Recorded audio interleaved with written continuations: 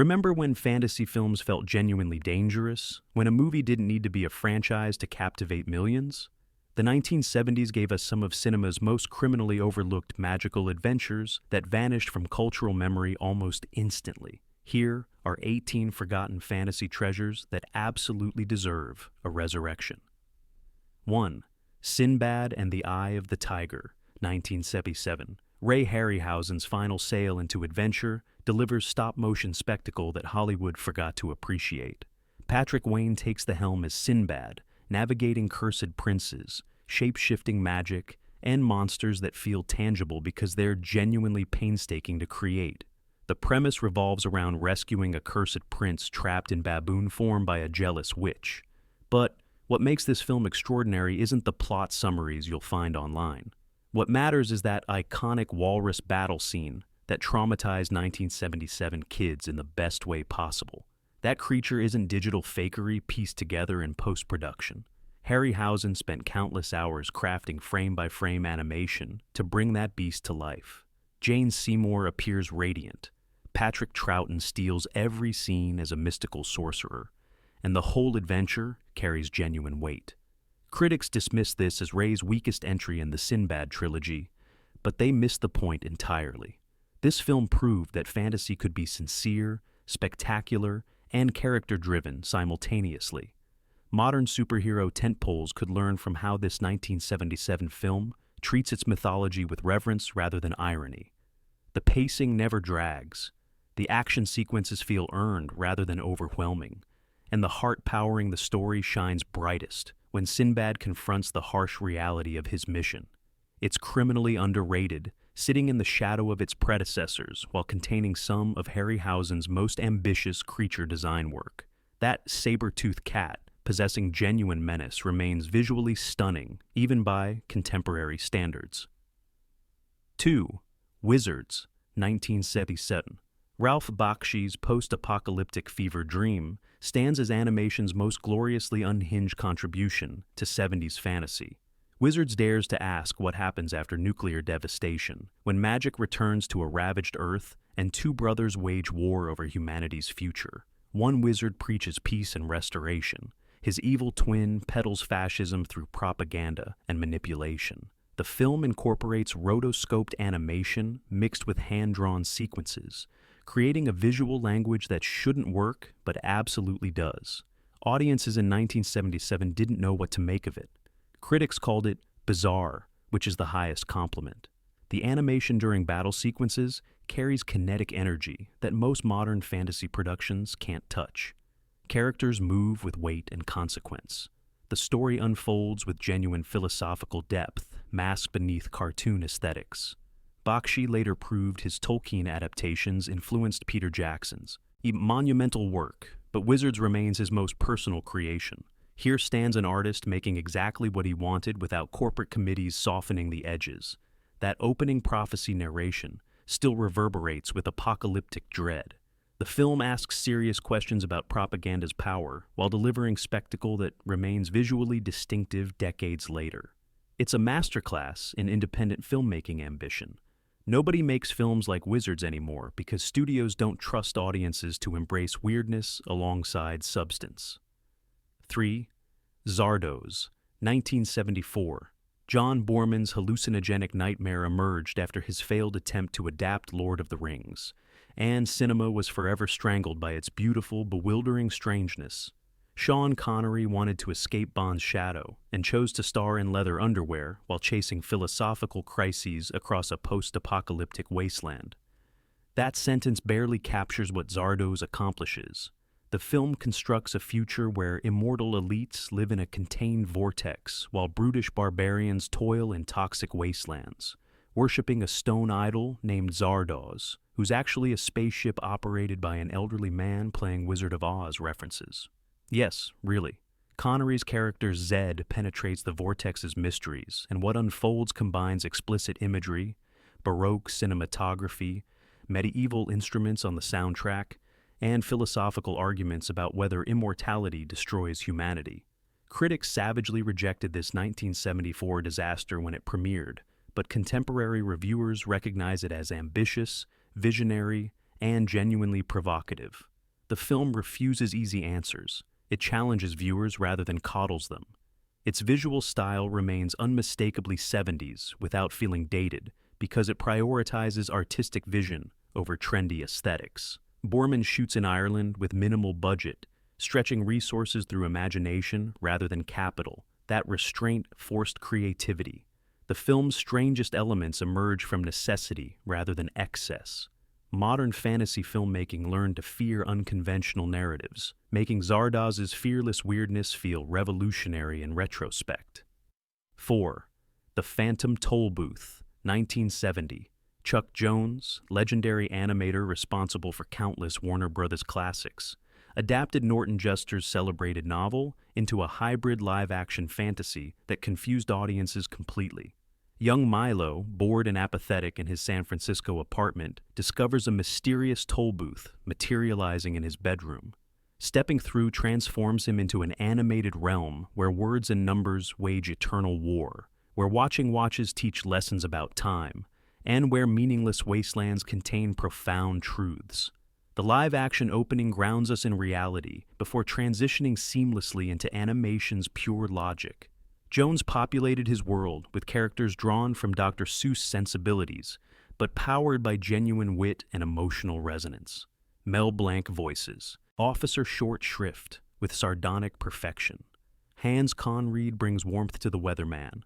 The humbug steals scenes through pompous delivery. The film fails commercially because audiences crave straightforward narratives, not philosophical journeys disguised as children's entertainment. Norton Juster, the book's author, famously despised the adaptation, but contemporary filmmakers recognize it as criminally underrated. The animation sequences possess playful invention that Disney rarely attempted. The film trusts children's intelligence, offering wordplay and abstract concepts alongside adventure.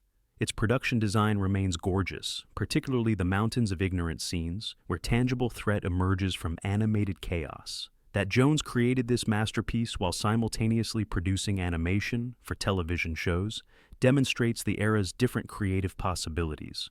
Modern studios would never greenlight something this cerebral for family audiences. 5. The Point, 1971, narrated by Ringo Starr.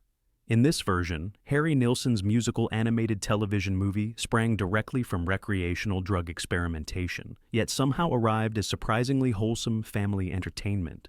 In the land of Point, every citizen maintains a pointed head except Oblio, a tragedy of cosmic proportions. Banished to the pointless forest for his physical abnormality, Oblio travels through psychedelic landscapes accompanied by his faithful dog, Arrow. Discovering that pointlessness contains its own peculiar value. The narrative framework allows Nilsson to explore concepts surrounding purpose, meaning, and acceptance through deliberately obtuse visual metaphor. Characters inhabit dimensional drawings that shouldn't exist in three-dimensional space. Music drives the story forward more effectively than dialogue. Sequences become progressively more abstract, building toward philosophical conclusions. The film operates simultaneously as children's entertainment, artistic statement, and drug-era artifact. Its success depends entirely on the viewer's willingness to embrace visual weirdness and narrative ambiguity. Modern animated productions demand clear messaging and definable character arcs. The Point respects audiences enough to challenge their expectations. Colors swirl, logic fragments. Yet emotional truth emerges intact. The film received modest attention when broadcast, then vanished into cultural obscurity. Contemporary viewers rediscovering it experience genuine surprise at finding something so authentically trippy marketed toward children. Nilsson's original concept album remains superior to the animation, but Jones's interpretation captures the album's lysergic spirit more faithfully than straightforward narrative adaptation could achieve. Yes. Island at the Top of the World, 1974. Disney's atmospheric adventure film explores an expedition toward Arctic mystery, discovering a hidden valley where dinosaurs and primitive civilizations flourish in eternal sunshine. The premise borrows liberally from pulp fiction.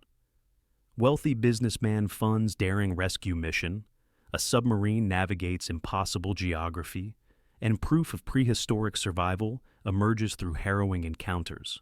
What distinguishes Island from routine adventure fare involves its commitment to establishing genuine atmosphere and mounting tension progressively throughout. The production designer creates a Victorian-era submarine aesthetic that influences countless steampunk fantasies afterward. The film embraces slow-burn pacing, spending considerable time establishing characters before catastrophe arrives. When volcanic eruption finally threatens the valley's stability, emotional investment ensures genuine stakes. The cinematography captures Iceland's alien landscapes, transforming Arctic terrain into another world. Computer graphics hadn't been invented yet, so designers constructed practical sets reflecting the era's technical limitations and forcing creative problem-solving. The result maintains authenticity that CGI spectacle struggles matching. Box office returns proved disappointing because audiences wanted entertainment with less deliberation and more explosion. Critics ignored it entirely. Contemporary fantasy filmmakers recognize Island's sophisticated approach to world-building, its refusal to rush narrative exposition, and its recognition that atmosphere equals character development in adventure storytelling. The film trusts viewers to remain engaged during quiet moments, understanding that tension builds gradually rather than appearing suddenly. Modern audiences raised on Marvel's frenetic editing might initially struggle with Island's deliberate pacing, but sustained viewing reveals profound filmmaking intelligence underneath the adventure's surface. 7. Freaky Friday, 1976. Disney's body swap fantasy features Barbara Harris and Jodie Foster as mother and daughter mysteriously exchanging consciousness across generational lines.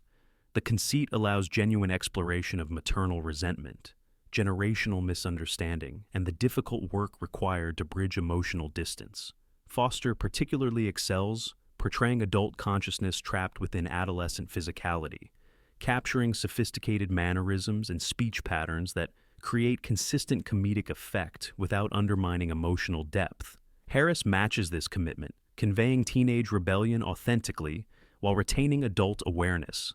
The script avoids saccharine resolution, acknowledging that understanding between generations requires ongoing effort rather than magical intervention alone.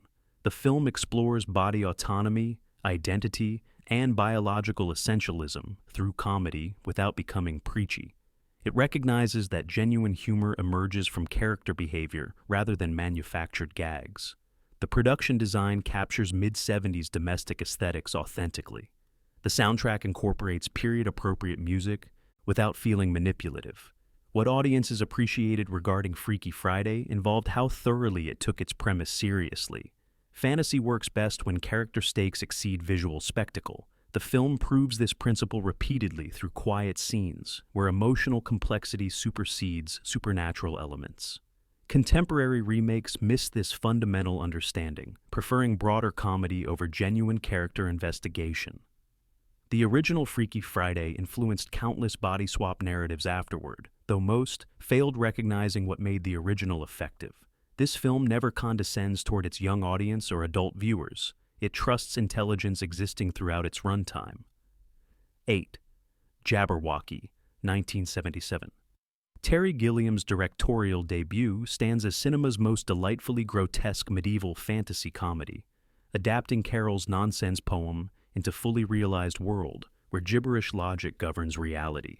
Michael Palin stumbles through this decaying kingdom as a reluctant hero confronting bureaucracy, incompetence, and a dragon threatening the kingdom's stability.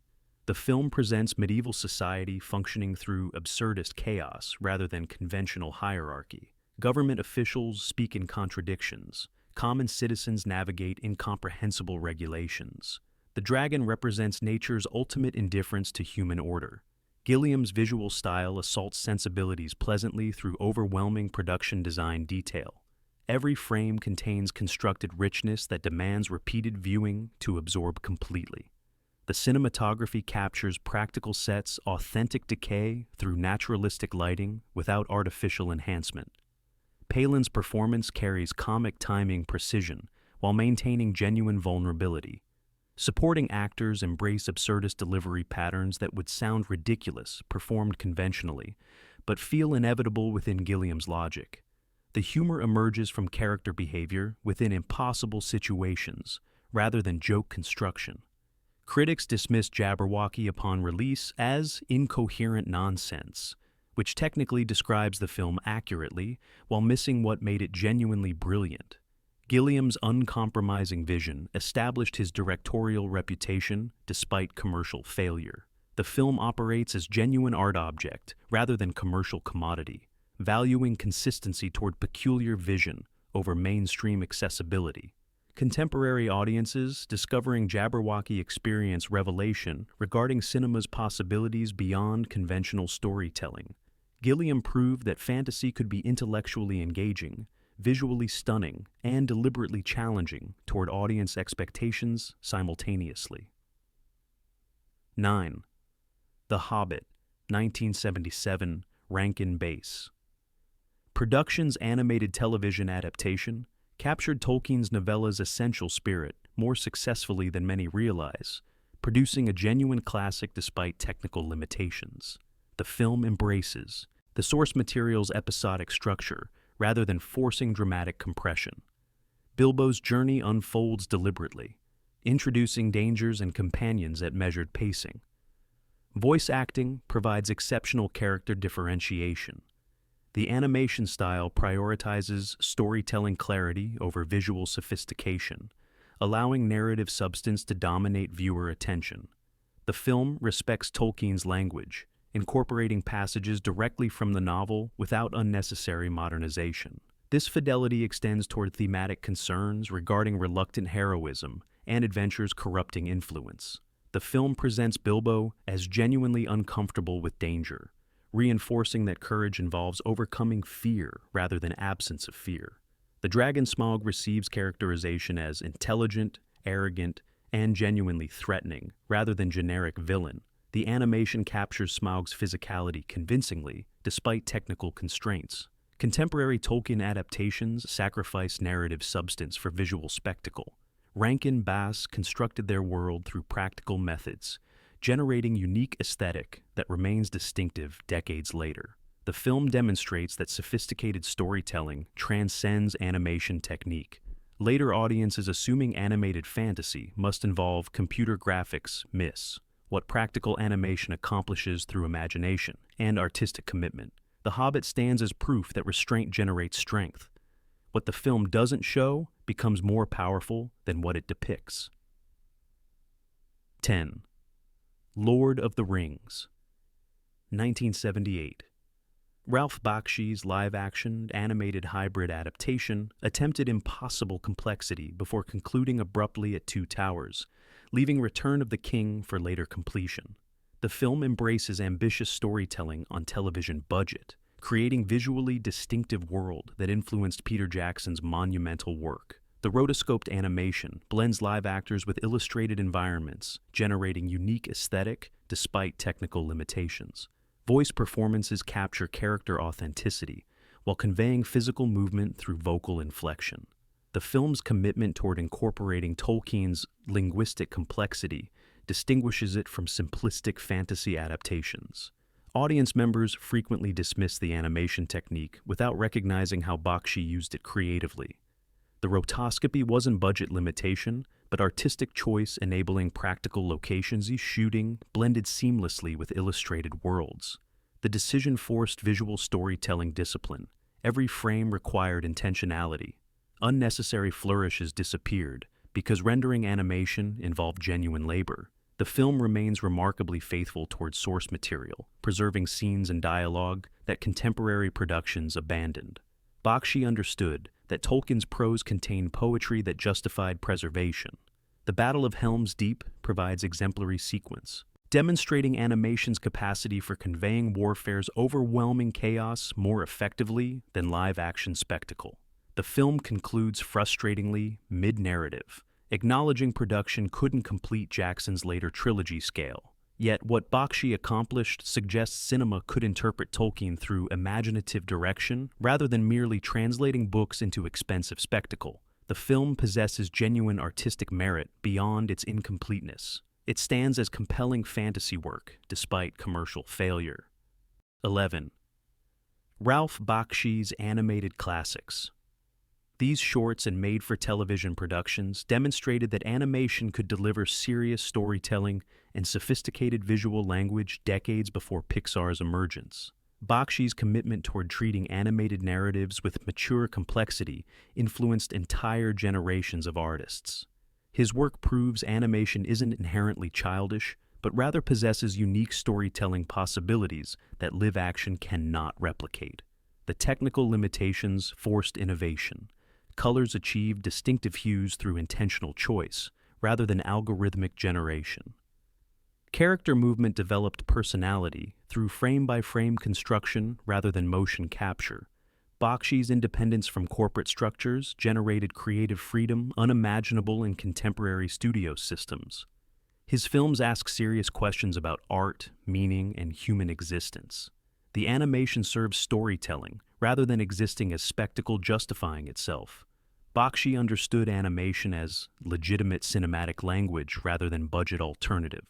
This foundational perspective distinguished his work from commercial animation, focused primarily on entertainment commodity. His influence extends through decades of independent animators, artists recognizing that animation requires committed vision equal to live-action filmmaking. Contemporary animation struggles with this principle, frequently prioritizing technical sophistication over artistic substance. Bakshi demonstrated that restraint generates strength. What animation doesn't show becomes more powerful than detailed rendering. 12. Lost Horizon, 1973. Frank Capra's musical fantasy reimagines his 1937 film as expansive 70s spectacle featuring elaborate song sequences and philosophical musings regarding meaning discovery.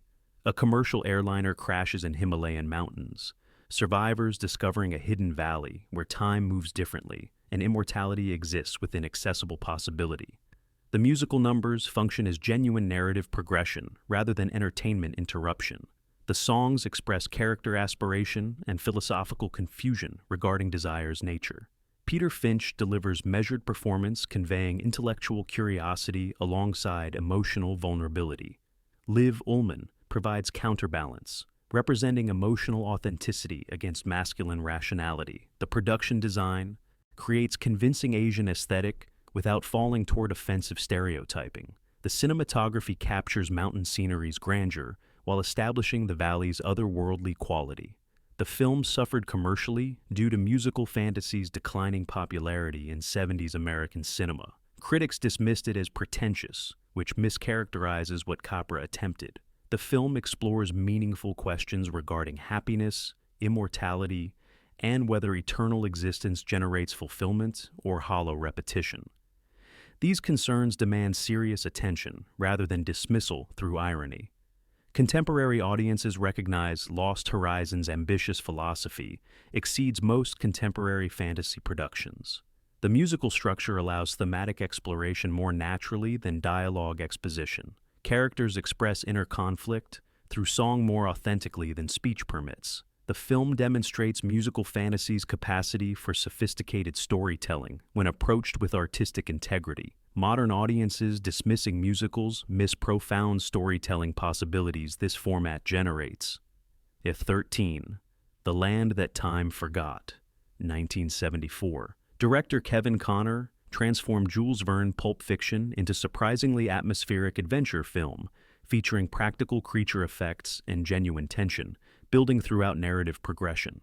A German U-boat crew captures a merchant vessel, the combined forces discovering an uncharted Antarctic continent, preserving prehistoric life, forcing survival cooperation against evolutionary competition.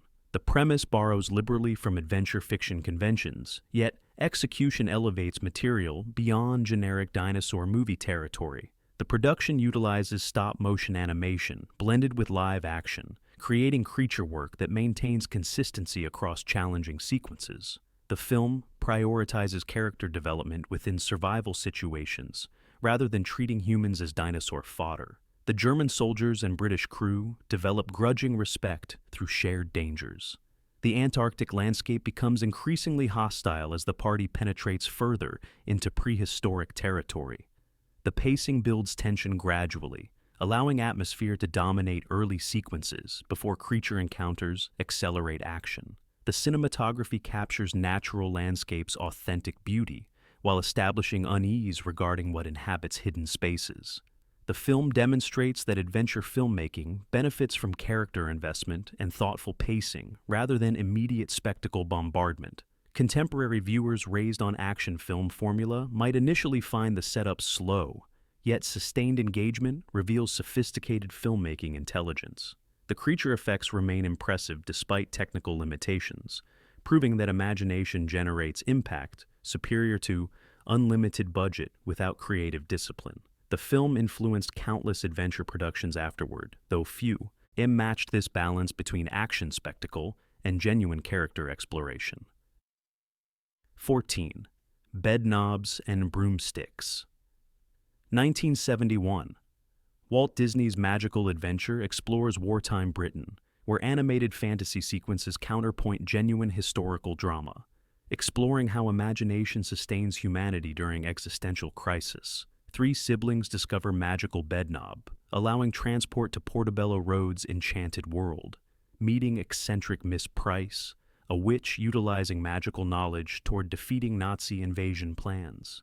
The film deliberately blends animation with live action, the integration serving thematic purposes rather than merely displaying technical sophistication. The animated sequences possess whimsical creativity, while the live-action sections maintain genuine emotional weight regarding wartime separation and loss. Angela Lansbury delivers nuanced performance-balancing comic eccentricity against underlying melancholy regarding age, abandonment, and redemptive purpose discovery. The musical numbers function as genuine character expression rather than interruption. The production design captures wartime Britain authentically, establishing period atmosphere through thoughtful detail. The climactic sequence where Miss Price transforms animated creatures into actual warriors represents genuine fantasy spectacle elevated through emotional investment. The film suffered critically upon release due to musical fantasy's declining 70s cultural status, yet contemporary reevaluation recognizes its sophisticated approach toward fantasy's relationship with reality and imagination's survival necessity. The film suggests that magical thinking provides essential escape from trauma and loss. The fantasy elements don't undermine dramatic substance, but rather deepen thematic exploration. Modern audiences appreciate the film's refusal toward cynicism regarding imagination's value. The film validates that fantasy offers legitimate psychological function rather than mere entertainment commodity. 15. The Wiz, 1978. Sidney Lumet's urban fantasy reimagines Wizard of Oz through explicitly African-American cultural lens, transforming Kansas farmland exile into Harlem displacement, Emerald City into futuristic metropolis, and Dorothy's journey into recovery narrative. Diana Ross portrays Dorothy as an adult woman, separated from family through supernatural circumstance, lending gravitas and emotional sophistication to what children's literature presented as simpler narrative. Michael Jackson's Scarecrow brings artistic vulnerability alongside considerable dance ability. The musical numbers function as sophisticated compositions rather than entertainment interruptions. The songs explore themes of self-discovery, communal solidarity, and confronting oppressive power structures. The production design creates genuinely distinctive visual language, distinguishing this adaptation from parent text. The costumes, choreography, and cinematography reflect 70s aesthetic while establishing timeless quality. Lumet approached the material with genuine artistic respect, recognizing the Oz story as vehicle for exploring American racial dynamics and individual transformation. The film suffered commercially due to complicated release timing and audience unfamiliarity with musical fantasy format. Critics dismissed it as inappropriate reinterpretation. Contemporary audiences recognize The Wiz as sophisticated art object, exploring themes regarding identity, family, and self-actualization through musical fantasy format. The film demonstrates that respecting source material doesn't require faithfulness toward every detail. Substantial reinterpretation serves thematic exploration more effectively than literal adaptation. Modern audiences appreciate the film's political consciousness embedded within entertainment spectacle. The Wiz suggests fantasy narratives possess capacity for serious social commentary when approached with authentic artistic vision. 16. Valerie and Her Week of Wonders. 1970. Czechoslovak filmmaker Jaromil Jireš created surrealist fantasy exploring adolescence's transformation through deliberately dreamlike visual language and philosophical ambiguity. Valerie receives magical earrings triggering perceptual distortions, her reality fragmenting into overlapping fantasy sequences and genuine trauma confrontations. The narrative refuses linear storytelling, instead presenting impressionistic experience of adolescent consciousness encountering adult complexity. The film's visual style prioritizes aesthetic beauty alongside psychological terror. Medieval fantasy aesthetics blend with contemporary environments. Characters shift identity unexpectedly. Time operates according to dream logic rather than narrative causality. The cinematography creates genuinely distinctive visual language, distinguishing this production from Western fantasy conventions. The film emerged from Czech New Wave tradition, inheriting commitment toward artistic experimentation and philosophical seriousness. American audiences encountering Valerie without proper context frequently misinterpret its intentions, dismissing unusual narrative structure as pretentious or incomprehensible. Yet the film communicates emotional content through visual composition and atmospheric tension more effectively than dialogue exposition. The psychological horror elements explore genuine adolescent trauma regarding bodily autonomy, sexual awakening, and boundary transgression. The fantasy elements provide necessary distance, allowing serious examination of difficult psychological territory. The film demonstrates that fantasy can explore mature themes through visual poetry rather than explicit dialogue. Contemporary audiences appreciating surrealist art cinema recognize Valerie's exceptional artistry and emotional authenticity. The film possesses genuine impact, exceeding its limited distribution and minimal cultural recognition. 17. Tarot. 1970. Director Piero Cosmacendi's Italian horror fantasy weaponizes tarot mythology into psychologically sophisticated exploration of destiny's nature and whether future remains mutable or fixed by supernatural predetermination. A green glowing orb materializes, selecting teenage girl recipients for anthology horror sequences accompanied by tarot card imagery. Each sequence explores distinct supernatural horror elements: witchcraft, demonic possession, temporal manipulation, and existential dread. The production design emphasizes surrealist visual language over naturalistic representation. The cinematography generates genuine atmosphere through practical lighting and carefully composed framing. The sequences operate independently yet thematically interconnect through exploration of control, autonomy, and inevitable doom. The narration provides counterpoint commentary regarding fate's nature, questioning whether knowledge regarding future events prevents transformation or merely accelerates predetermined conclusion. The film represents European fantasy horror tradition, emphasizing philosophical substance over action spectacle. American exploitation cinema conventions influenced the film's distribution and marketing, yet artistic intentions aligned with serious philosophical inquiry rather than mere entertainment commodity. Contemporary audiences discovering tarot recognize its sophisticated approach towards psychological horror and fate's philosophical nature. The film demonstrates that horror fantasy can explore meaningful ideas through visual storytelling rather than graphic spectacle. The anthology structure allows diverse horror exploration while maintaining thematic cohesion. Modern audiences appreciate the film's refusal toward easy resolution and preference for ambiguous philosophical questioning. The film suggests that knowledge regarding destiny creates psychological burden, regardless of factual accuracy regarding predetermination existence. 18. Dragonslayer. 1981. Matthew Robbins' medieval fantasy achieves remarkable balance between practical spectacle and genuine character development, exploring warrior culture's erosion and magic's waning influence.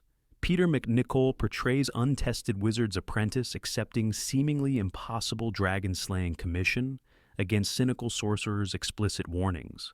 The narrative subverts fantasy convention through genuine character consequences and realistic acknowledgement regarding combat danger. McNichol's performance captures vulnerability authentically, never transforming into conventional hero archetype. The dragon emerges late in narrative, generating genuine tension through extended buildup. When finally revealed, the creature remains visually impressive despite technical limitations. George R.R. Martin identified this dragon as cinema's finest dragon visualization, praise reflecting the creature's sophisticated design and practical construction. The production design captures medieval atmosphere authentically through thoughtful detail rather than artificial enhancement. The cinematography generates genuine atmosphere through naturalistic lighting, emphasizing environment over character beautification. The film explores political corruption, gender dynamics, and mortality's inevitable reality through sophisticated screenplay, avoiding moralizing exposition. Female characters possess agency and complexity, refusing objectification despite fantasy convention tendency.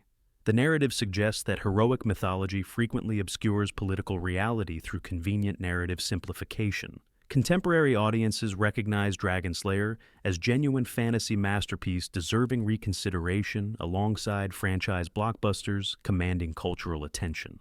The film demonstrates that fantasy achieves artistic significance through character development and thematic substance rather than scale or budget. The technical limitations generated creative solutions, forcing genuine innovation. The result possesses authenticity that unlimited budget frequently cannot purchase. Modern fantasy filmmaking could learn from Dragonslayer's commitment toward character integrity and refusal toward spectacle worship. These forgotten films prove that 70s fantasy filmmaking embraced ambitious vision and artistic integrity that contemporary productions frequently sacrifice toward franchise building and audience demographic targeting. The film's shared commitment toward treating fantasy narratives as legitimate vehicles for philosophical inquiry, emotional exploration, and artistic experimentation. They prioritized imagination over budget. They trusted audiences' intelligence. They asked serious questions alongside delivering entertainment substance.